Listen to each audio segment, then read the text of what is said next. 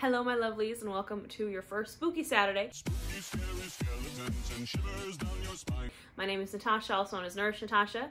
I know I'm usually here for yoga and tarot, but I just wanted to connect with you guys some more and talk about stuff that I love. Don't forget to like and subscribe, and let me know in the comments what other spooky stories for Spooky Saturday you would like to see. I love listening to spooky stories. I love listening to true crime. I love listening to ghost stories. So that's kind of where I'm going with this, and also just like origin stories of like my favorite spooky things like Halloween and tarot, my favorite horror movies. So I thought I would kind of do this in honor of my dad. I should probably, I guess, trigger warning this for grief and death. My dad passed away in 2017.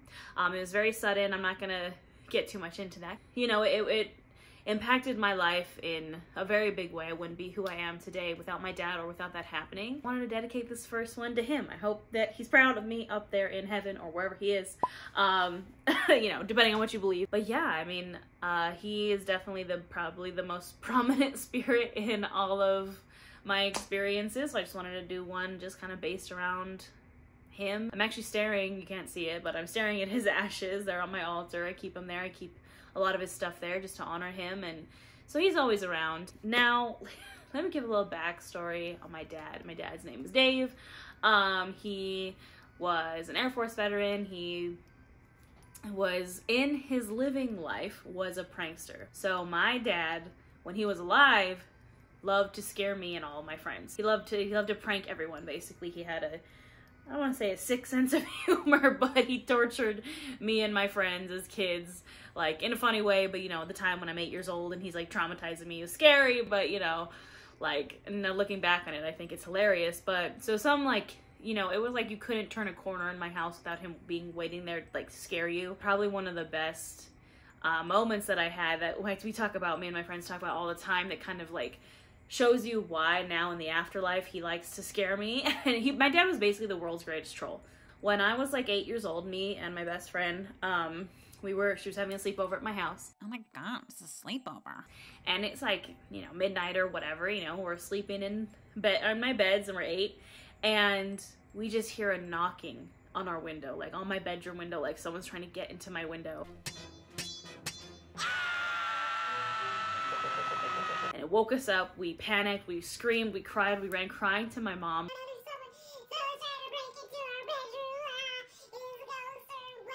Freaking out. I thought it was the rapture because religious trauma. I was like so convinced that like the rapture was always happening. My mom's in the living room and my dad just comes in from the back door, like our backyard door, laughing his ass off. Laughing like, I got you, and I'm like, wow, thanks Dad. Thanks for the trauma. Right after he passed away, I was really upset because I could not feel him. And I've always been a very intuitive person. I've always been, I don't want to say I'm a medium, but like, I've always just kind of had dreams, you know, felt certain things, and I could not feel him at all. I was like, he is not here. I was very upset about it. And we went home to Chicago, and for weeks, I still could not feel him. And I did not have a dream about him. And I was upset about this because, I mean, I'm Pisces, you know, we rule dreams. And as a child, I dreamt about my grandparents who had passed. You know, they would come say hi, so, and I was really upset that my dad was just not there. And I remember one night just like breaking down. This was probably maybe like 2 months after he had passed, and I just broke down and I was crying before bed, and I was like, I just don't understand. I'm trying not to get emotional right now. I was like, I just don't understand why he hasn't come to visit me. Like, I don't know, he's just gone. Like, I don't understand. Well, that night I had, and you know, you can tell when there's, at least for me, I can tell when it's like an actual spirit in my dream and just me dreaming about the person and they're like a figment of my imagination. This night, in my dream, I was in a car, I was driving the car, and my dad was in the passenger seat, and he's wearing this like white button-down shirt and these like black work pants. He kind of looked like how I just remembered him. He was just in the car, and I'm like driving, and I was like, oh my, you could just feel that it was him. And he was like, Natasha, like, why are you freaking out? Like, stop. He basically was like, stop crying. If you know my dad, like, that's something he would say. He was like, why? I'm here. Like, shut up. Like, stop crying about it. I'm still here. It wasn't nice. I mean, I woke up crying. Like, I woke up from the dream crying, but I was like, okay, like, he's still around. Great. Like, that was the first experience. I will also say that when he passed away, my family dogs who lived with him. One of them passed away with him. My childhood dog also passed away. Her name was Billie Jean. She did pass away with him. And then my other childhood dog, Boo, she was very old and she did survive. We had a family friend, one of my dad's closest friends, took her to his farm, and I don't think he had the heart to tell us like when she passed, but she lived a good, they both lived great lives, and Boo lived out the rest of her days on like a really fun farm and lived her little doggy dreams. When we still lived in Chicago, we had, you know, just a few like experiences here and there. The most prominent one I can remember from Chicago was, so, you know, my ex-husband, we had an apartment in Chicago. My mom also lived with us, and so we had our 3 dogs. My mom has her dog, and then me and my husband, well, at the time we had 2 dogs. So we had Fozzie, and my mom has, you may heard me call her Barfy. Her name's Buffy, but we'll put a picture over here. She's a barf. So my mom would sleep with her door closed, and we would sleep with our door closed. And Fozzie, you can maybe see him right there. He's very tiny, very old. Like, yes, that's me. I'm over here. He can't jump on and off the bed by himself. We used to have a way higher bed in Chicago. And this was from my ex-husband's perspective. I was asleep, and my ex-husband had got up to use the bathroom at like 3 in the morning, and he had shut the bathroom door, and he just heard like a dog scratching at the bottom of the door, and he was like, what in the heck? And he like opened the door, nobody's there, our bedroom door is closed, and again my mom's bedroom door down the hall is also closed, so there's no way her dog could have come into our room. Fozzie's asleep on the bed, so he was like, what the hell? Closes the door, goes back to go into the bathroom, and then it happened again. He heard like little dog like scratches at the bottom of the door, and he opened the door again, and there was nothing there. He woke me up and he told me about it, and we think it was possibly either one of my childhood dogs. My childhood dog Boo really liked him, so we're thinking maybe that, you know, one of the dogs just came around to say hi. Billie Jean did pass away like with my dad. But he loved Boo. My dad loved dogs, which is probably where my love of dogs came from. And it was just a really weird experience. Like, I've never had the spirit of an animal come through. And then Fozzie, we have I'm gonna see if I can find the picture and I'll put it here. But there's a picture of Fozzie just like staring down our hallway and just like looking at nothing, just sitting there and just like, hi, Grandpa.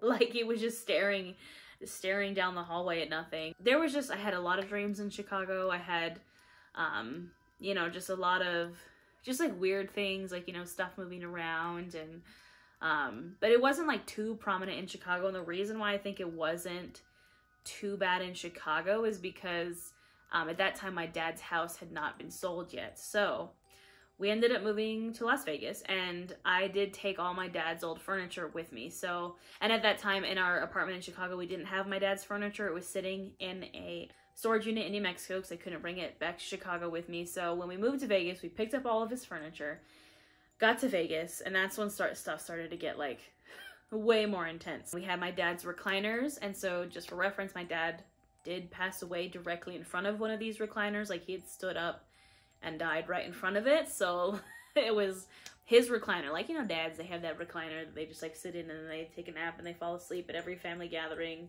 That chair, the dad chair. And then we had his couch, his sound bar, and like, I have his wallet, I have his nameplate from his office, and his ashes, of course. So like, a lot of my dad came with us to Vegas. And then my dad's house also sold. So my theory is when his house sold, his spirit couldn't hang out there anymore, so it had to come full force to like where the next best connection was, which was me and all the stuff of his that we had. The first things that started happening when we got all of his furniture into our house in Vegas, and we just moved into this house in Vegas, our lights flicker all the time, like all the time. And we've had the landlord come look at it, and like, he's like, there's nothing wrong, and they just, especially my bathroom lights, like I'm looking at my bathroom right now, constantly flickering. And there's been instances where I've been like, would you stop? Because I'm like trying to relax and take a bath and the lights are just flickering. I'm like, could you please stop? And it stops. And I'm like, thank you. The downstairs lights flicker. That was how it first kind of started. Nosferatu. But stuff would just like, you would be like, I put this thing down here and it's not here anymore. My dad was also notorious for that when he was alive, like hiding your stuff and like, just again, trolling you. He was a troll. My assistant, and the one who's editing this video, thanks Jess. Jessica.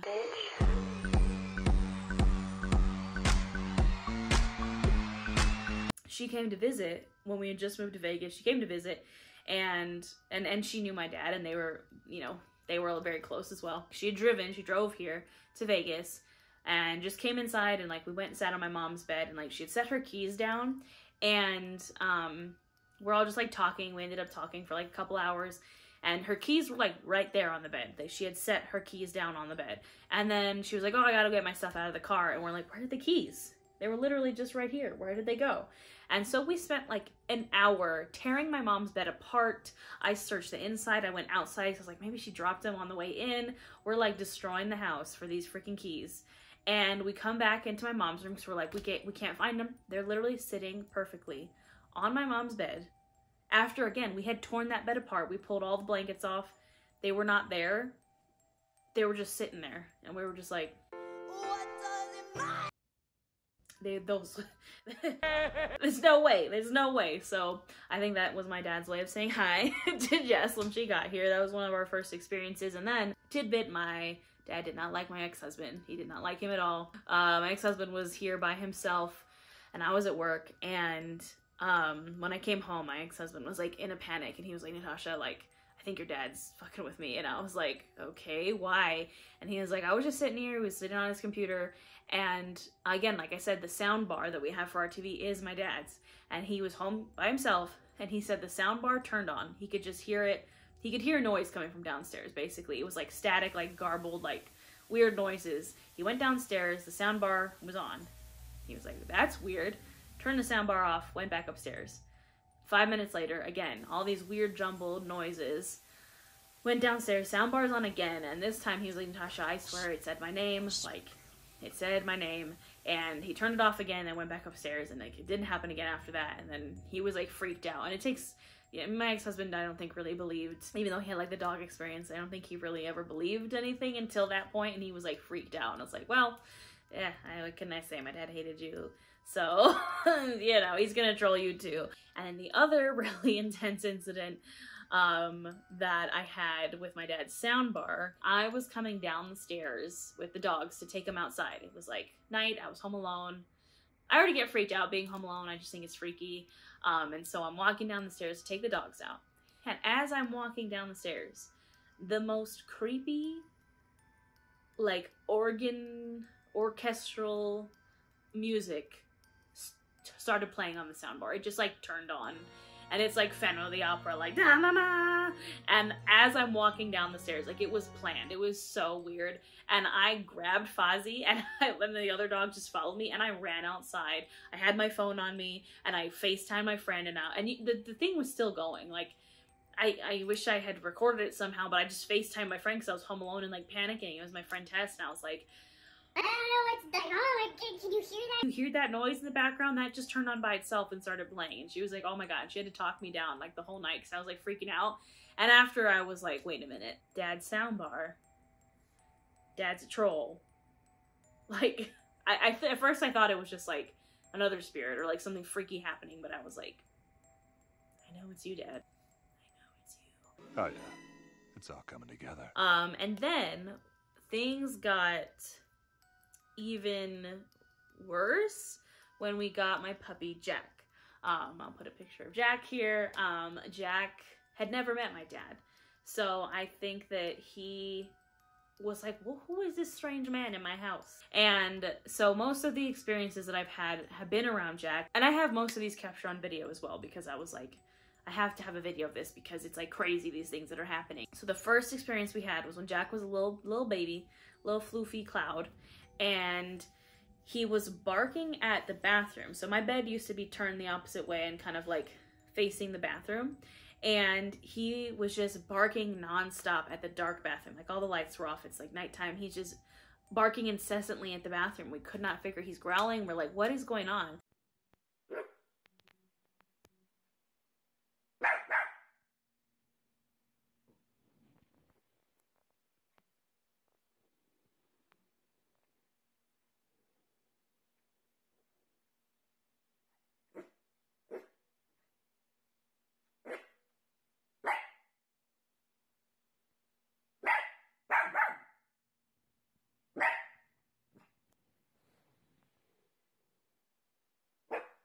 he was just barking in the bathroom like something was there. That was our first like freaky incident where we were like,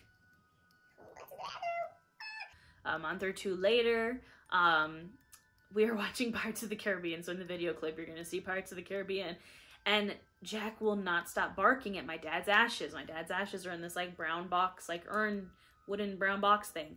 And it's sitting on my dresser and he will not stop barking at it. Like just staring directly at the ashes. I don't know what triggered him. He just started barking at them and would not stop.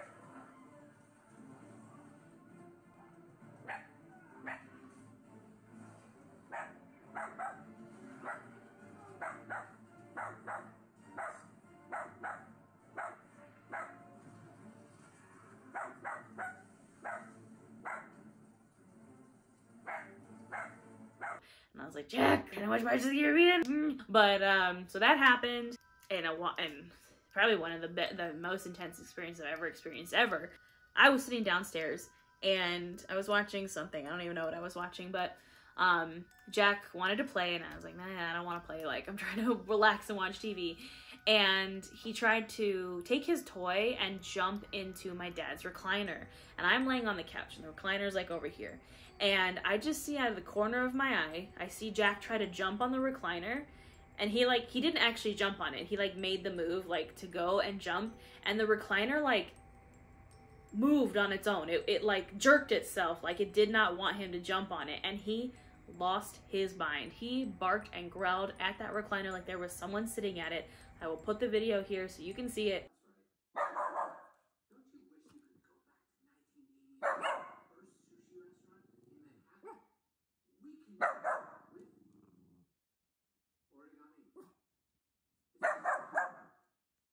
I'm not making it up because I was like, holy crap. I like grabbed my phone and I was like, holy crap. He barked at this recliner like forever, like somebody is sitting in it.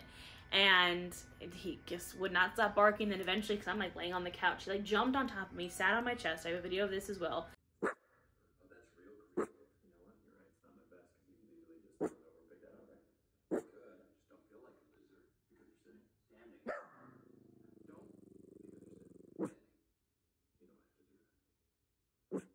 And he's absolutely terrified. Like, you can see it in his face. He's scared, and he's still staring at that recliner and still growling at it. And I'm just like, dude, it's your grandpa. Like, chill.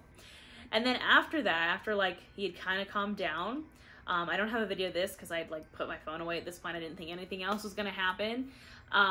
Jack ended up calming down. And my dad loved dogs. Like I said, my dad, like, loved dogs. And Jack picked up his toy again and took it to the recliner and dropped it in front of the recliner like he's waiting for somebody to throw it. He's just like, Grandpa, throw it, please. And I was just like, there's nobody sitting there, Jack. Like, it's nobody sitting there. So after that, I think that was the moment where Jack realized that my dad wasn't there to, you know, be like, he was a friend. And so, I mean, Jack still, to be fair, Jack freaks me out every night, literally every night.